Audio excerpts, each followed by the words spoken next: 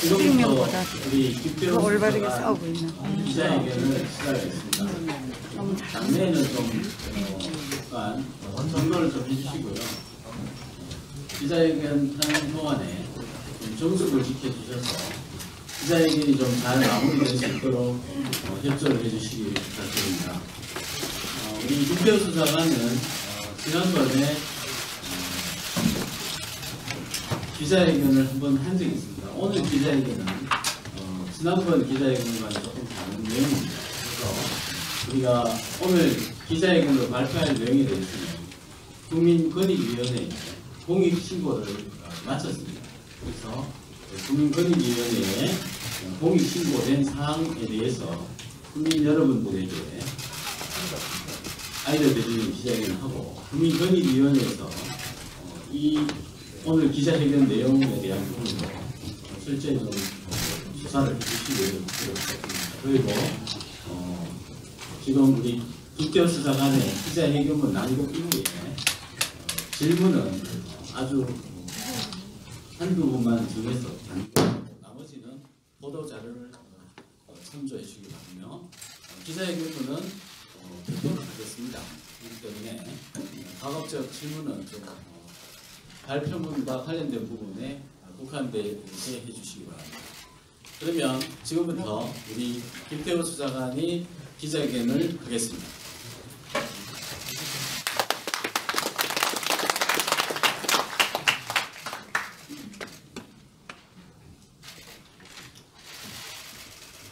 저는 지난 1차 기자회견 당시 제가 이미 공표했던 청와대의 불법 행위에 대하여 설명을 드리고 새로운 내용도 추가하여 말씀드린 바 있습니다. 그리고 2차 기자회견을 예고하였습니다. 이번 2차 기자회견은 비리가 폭로되는 것을 막기 위해 청와대가 검찰 출신 6급 수사관을 온갖 방법으로 짓밟으면서 청와대 주변 권력자들은 어떻게 봐줬고 보호해줬는지 국민들께 고발하려 합니다. 약속드린 대로 2차 기자회견을 시작하겠습니다. 첫 번째 사항을 말씀드리겠습니다. 청와대는 제가 경찰청에 찾아가 저희 지인이 수사받는 사건을 조회하였다고 감찰하였으나 저는 전혀 지인 사건을 조회한 사실이 없고 지인의 이름조차 거론한 적이 없다는 것은 사실로 드러났습니다. 그럼에도 청와대는 수사 상황을 불법으로 조회하였다면서 이를 이유로 저를 해임했습니다. 그러나 진행 중인 수사 사항을 불법으로 조회한 것은 제가 아니라 청와대입니다. 지인 사건을 조회한 것은 제가 아니고 청와대입니다. 청와대가 어떤 사건을 불법으로 알아봤는지 말씀드리겠습니다.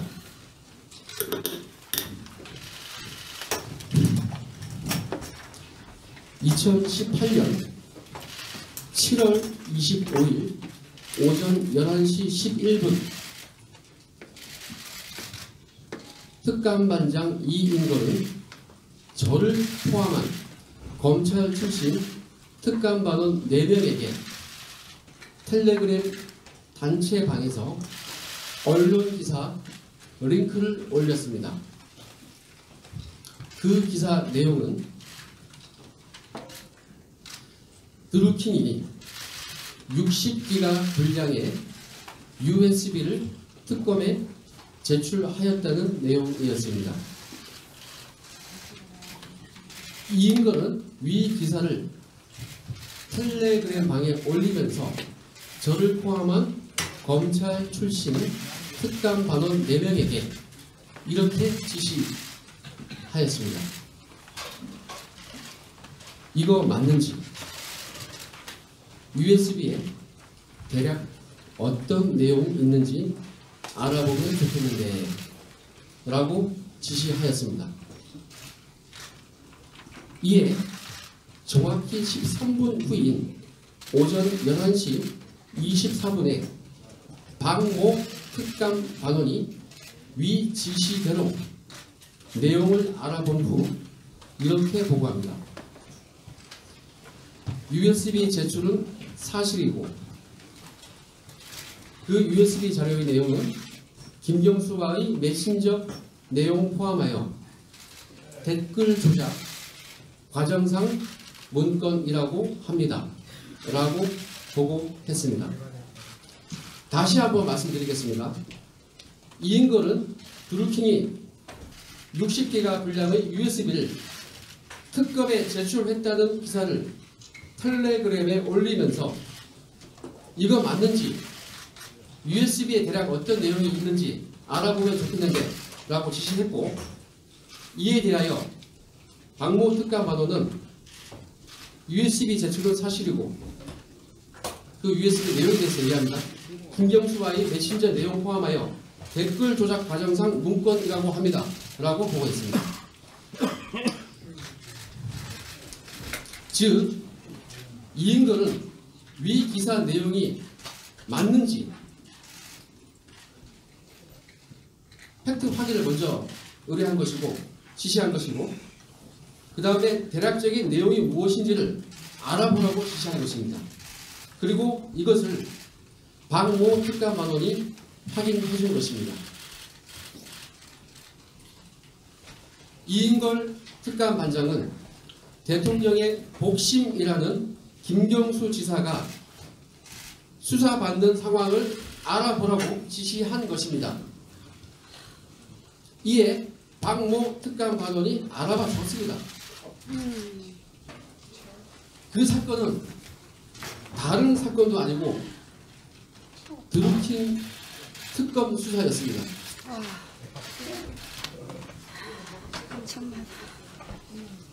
청와대는 대통령의 최측근이 수사받는 특검 수사 상황을 알아보라고 지시한 것입니다. 특감 반장이 특감 반원들에게 지시한 텔레그램 지시 내용과 박모 특감 반원의 보고 내용은, 즉 위 대화 문자 내용 자체가 저의 휴대폰에서 발견되었습니다. 증거가 완벽히 보존되어 있습니다. 위 증거 자료인 텔레그램 대화 내용은 현재 동부지검에서 확보하고 있습니다. 해당 자료는 수원지검에서도 보관하고 있습니다.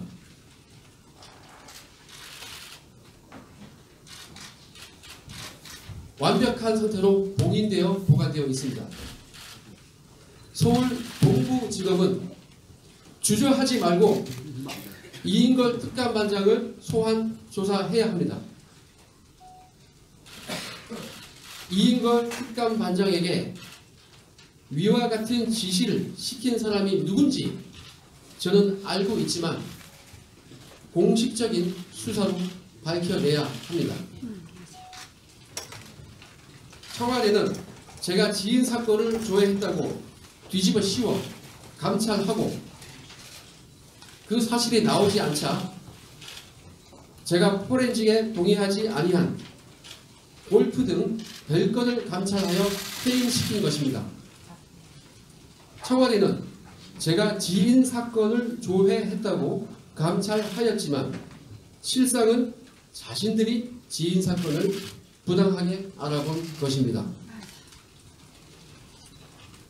온 국민의 관심사인 드루킹 특검의 수사 상황을 청와대가 알아본 이유는 무엇일까요? 청와대에서 드루킹 특검의 수사 상황을 가장 궁금해했을 사람은 누구였을까요? 문재인. 궁극적으로 청와대의 누가 드루킹의 수사 상황을 알아보라고 지시했을까요? 문재인. 그 답은 모든 사람들이 알고 있을 것으로 생각됩니다. 맞습니다.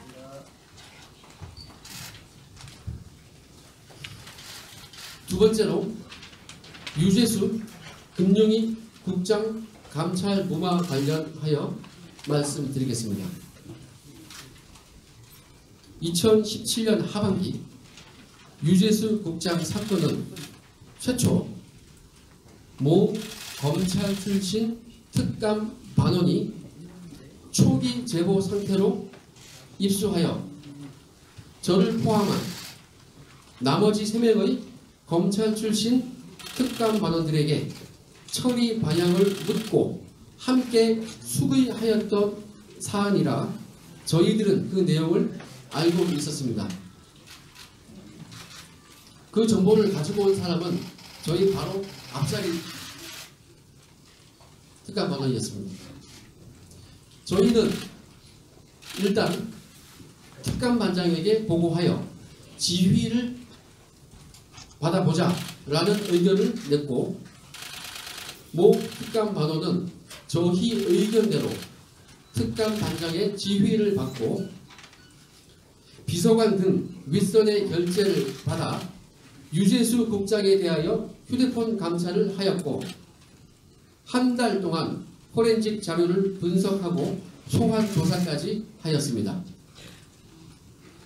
당시 확인된 비위 내용은 최근 TV조선이 보도하였는데 보도한 내용은 정확합니다. TV조선에서는 특감반이 유재수 국장에 대하여 감찰한 사안에 대하여 정확히 보도하였습니다. 유재수 국장은 K모 자산운용사가 420억 원 상당의 성장 사다리 펀드의 운용사로 선정되도록 우정사업본부 등의 압력을 행사하는 등 3건의 비위 혐의를 자행한 것인데 이는 당시 유재수 국장의 휴대폰 증거자료 분석 결과로 확인되었습니다.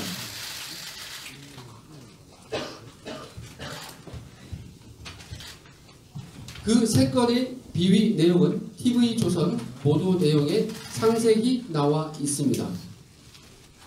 그 외 유 국장의 휴대폰에서는 미국에서 찍은 사진들이 발견되었는데 벤츠 승용차 2대를 소유하고 있다는 사실이 확인되는 등 공무원 급여로는 누리기 힘든 환경이 다수 포착되었습니다. 자녀 학교를 비롯하여 워싱턴 DC에서 생활한 것으로 보이는데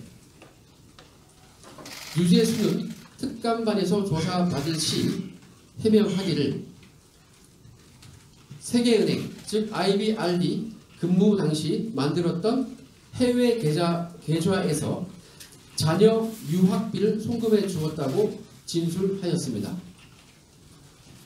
이에 위 사건을 담당한 모 특감 반원이 유재수에게 관련 계좌 등 소명 자료를 가져오라고 하였는데 위 내용이 그대로 상부에 보고되었습니다. 특감 반장은 위 조사 결과를 반부패 비서관에게 보고하였는데 이때 특감 반장과 박형철 반부패 비서관은 유재수 국장을 수사 의뢰해야 한다고 했습니다. 그런데 그 이후 윗선 지시로 감찰이 중단되었습니다. 유재수 국장은 수사 의뢰는커녕 징계조차 받지 않았고 조용히 사표만 쓰고 오히려 민주당 전문위원과 부산시 부시장으로 순차로 연전하였습니다. 징계를 안 받고 사직서를 수리해주면 퇴직금도 받고 명예퇴직입니다. 연금도 받습니다.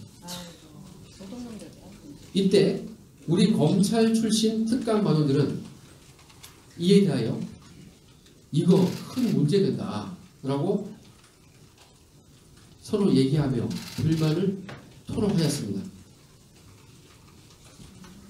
유재수 국장의 비위 정보를 수집하고 조사하였던 모 특감 반원은 그로 인하여 오랫동안 음해성 투선을 받는 등 시련을 받았고 급기야 2018년 6월경 만 1년도 되지 않아 저와 함께 이 두 명은 원대 복귀하라는 통보를 받았습니다.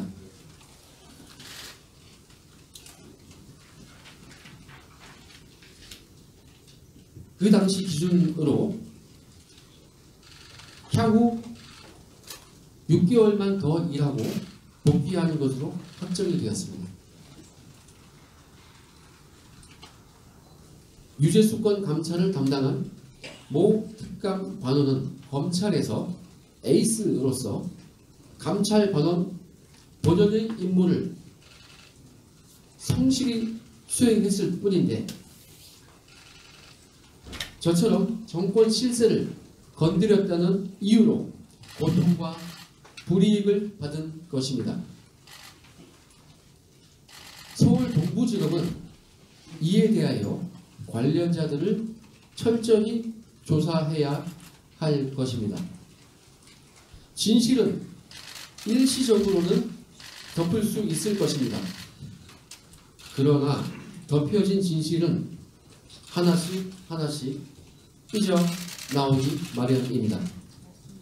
최초 제가 청와대의 범법행위를 공표한 이후 진실이 하나씩 나오고 있습니다. 덮여져 있던 그 진실은 조만간 모두 밝혀질 것입니다. 순리를 거스를 수는 없습니다. 작년 연말 국회 운영위에서 유재수 국장의 비위 혐의를 물어보자 조국 수석은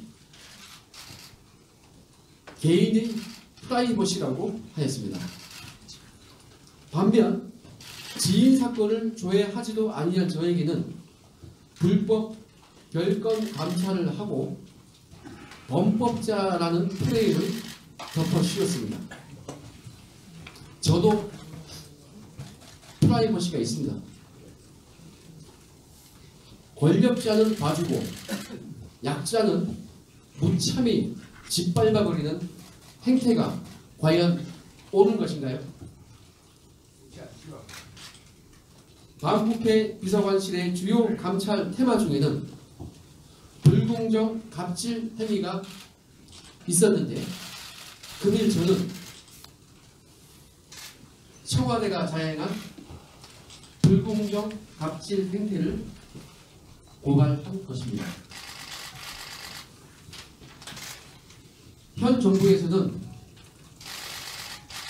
과정은 공정하고 결과는 정의로울 것이라고 하였는데 과연 위와 같은 수사가 공정하고 정의로운 것일까요?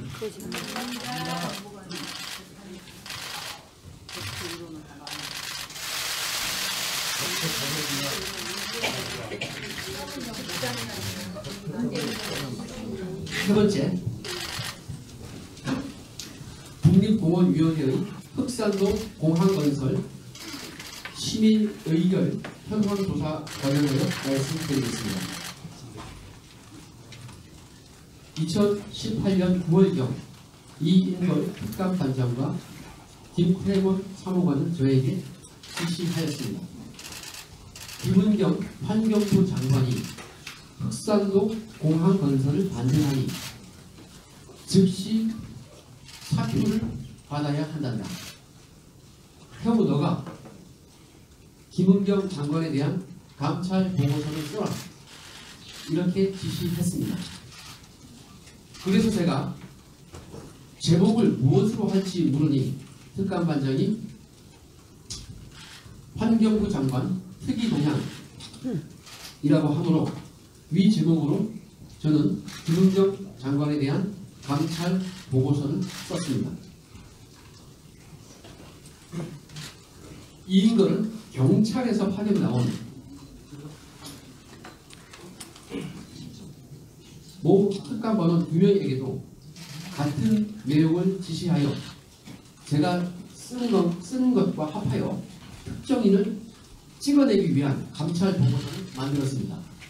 위 보고서는 제가 저희 업무 컴퓨터 화면을 촬영한 사진 파일에도 나와 있습니다.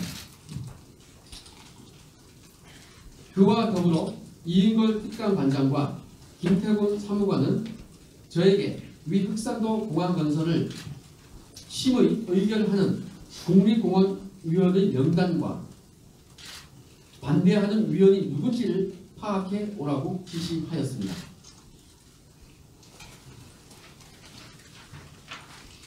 그래서 저는 국립공원위원회 명단을 입수하여 위원들 중 민간 위원들이 흑산도 공항건설을 반대한다고 보고하니 이인걸과 사무관은 누가 반대하는 위원들인지 현황을 보고하라고 하였습니다.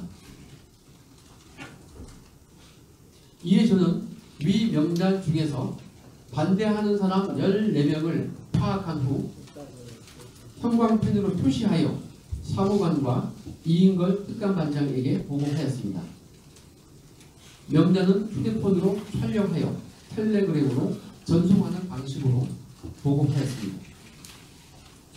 위 대화 일부와 텔레그램으로 전송했던 위 명단은 저의 휴대폰에 보관되어 있었고 검찰에서도 이를 확보하였습니다. 흑산도 공항건설을 찬성하는지 반대하는지는 심의 의결권을 가지고 있는 국립공원위원회의 권한입니다. 청와대가 민간인 위원들의 찬반 여부를 알아보라고 저에게 지시한 것은 위법이고 월권입니다. 당시 이인걸과 김태곤 사무관은 저에게 국립공원위원회 개최 당일 위 회의가 종료될 때까지 진행 상황을 확인하여 보고하라고 하였고 저는 밤 12시 가까운 시간까지 대기하면서 진행 상황을 확인하여 보고하였습니다. 청와대는 환경부 장관이 흑산도 공항건설에 반대하자 장관을 찍어내기 위하여 감찰 보고서를 작성하도록 특감 반원들에게 지시한 것입니다. 그리고 민간 위원들 위주로 반대한다는 것을 저희 보고를 통해서 알고 반대하는 위원들 명단을 알아오라고 지시하는 것인데 이는 엄연히 위법입니다.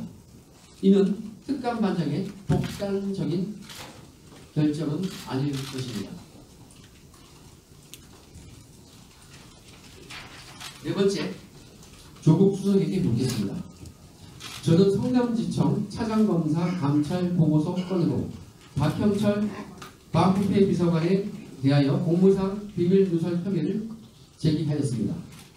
조국 수석은 작년 말 국회 운영위원회 답변에서 박형철에 대한 감찰을 검토해 보겠다는 취지로 말했는데 그 결과가 어떠한지 저에게 그랬듯이 박형철 비서관의 혐의에 대하여 휴대폰을 제출받아 감찰하고 별건까지 감찰하여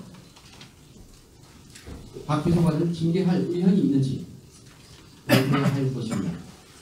그리고 민정수석실 내부 출장비 횡령, 국고금 손실 혐의에 대하여도 엄격한 감찰을 진행해야 할 것입니다.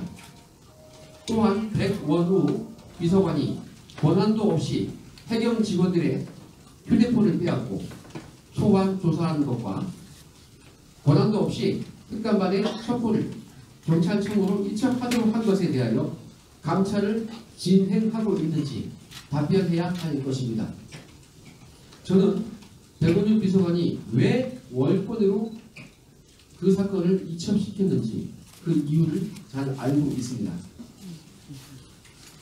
백원우 비서관은 자신이 잘못하였으면 저를 무고할 것이 아니라 찾아와서 용서를 비는 것이 옳았습니다.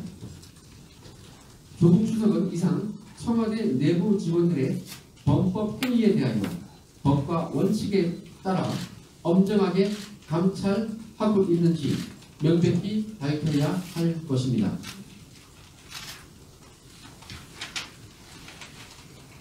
마무리 말씀을 올리겠습니다. 저는 2월 12일 오전 10시 수원지검에서 공무상 비밀 누설 혐의로 소환 조사를 받습니다. 저는 제가 누설한 것이 있다면 청와대의 비밀을 누설하였지 비밀을 누설한 것이 아닙니다. 저는 감출 것이 하나도 없고 모든 증거를 압수당하였습니다. 지금까지와 같이 앞으로도 모든 수사에 적극적으로 임할 것입니다. 판례상 공무상 비밀 누설이 되려면 그것이 보호할 가치가 있어야 하고 누설 행위로 인하여 국가적 기능이 훼손되어야 합니다. 만약 누설 행위가 있다고 하더라도 저는 국가적 기능을 정상적으로 복원시키기 위하여 청와대의 직권남용과 불법 감찰, 직무유기, 공무상 비밀 누설 행위를 국민들께 고발한 것입니다. 저는 청와대의 범법 행위를 권익위원회에 신고하였지만 권익위는 눈치만 볼 뿐 아직도 저에 대한 법상의 보호 조치를 결정하지 못하고 있습니다. 권익위는 법상 저를 보호해야 하지만 현실적으로는 저를 보호하기가 힘든가 봅니다.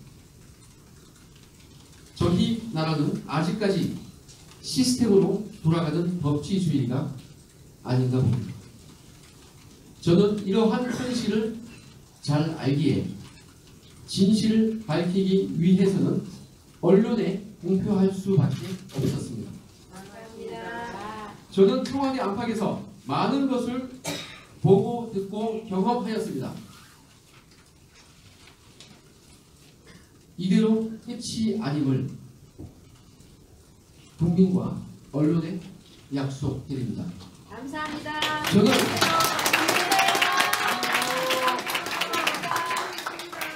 청와대의 범법 행위를 국민들께 고발하였기에 부끄럽지 않습니다. 감사합니다. 환란과 시련은 저를 인내하게 하고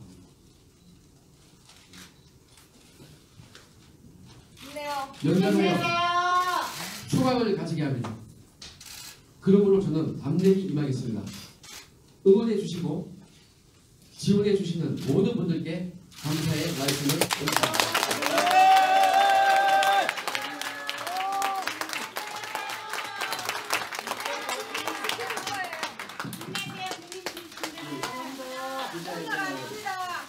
지금 기자회견을 배포를 해드리겠습니다. 그리고 12일 날 검찰 소환 조사를 앞두고 있습니다. 그래서 그 소환 조사 앞둔 변호인단의 입장을 정리해서 말씀드리겠습니다. 기본적으로 지금 대검 인사위원회 징계 절차에 김태우 수사관이 출석하지 않은 것은 사실입니다. 그러나 징계 절차 부분에 대한 것은 김태우 수사관의 개인이 지극히 사적인 부분에 관련된 일이고 불출석으로 인한 불이익은 김태우 수사관 개인에 대한 것이기 때문에 불출석을 선택하고 의견서로 다루겠습니다. 하지만 12일 날 검찰 소환은 검찰의 수사권으로서 소환되는 것이기 때문에 그 부분에 대해서 소환을 거부할 이유도 없고 이미 다 가서 다 시인한 부분이기 때문에 가서 성실히 수사에 임할 것임을 저희 변호인단 입장으로서 다시 한번 강조를 드립니다. 그리고 오늘 이 몇 가지 기자회견 내용에 포함된 것은 요약을 해드리면 드루킹 수사에 청와대가 개입을 시도한 것이다 라는 것이고요. 그 다음에 민간인 사찰 부분이 있습니다. 그리고 위원회라는 것은 우리가 행정학부에 여러 가지 위원회들이 있는데 그 위원회에는 독립성과 전문성을 위해서 운영이 됩니다. 독립성과 전문성에 대한 중대한 침해이라고 생각이 듭니다. 그렇기 때문에 저희 변호인들은 이것은 공익신고에 충분히 공익적 가치가 있는 제보다라고 확신하기 때문에 오늘 이 자리입니다. 그리고 김태호 수사관은 이 기자회견문을 다듬고 다듬었기 때문에 김태호 수사관은 이 기자회견문 이외에 나머지 얘기에 대한 질문을 안 하는 것이 옳다는 생각이 듭니다. 오늘 이걸로 기자회견을 모두 마치는 걸로 하고 질문은 회견문을 배포하는 것으로 해서 양해 좀 해주시기 바랍니다. 이상 기자회견을 모두 마치도록 하겠습니다.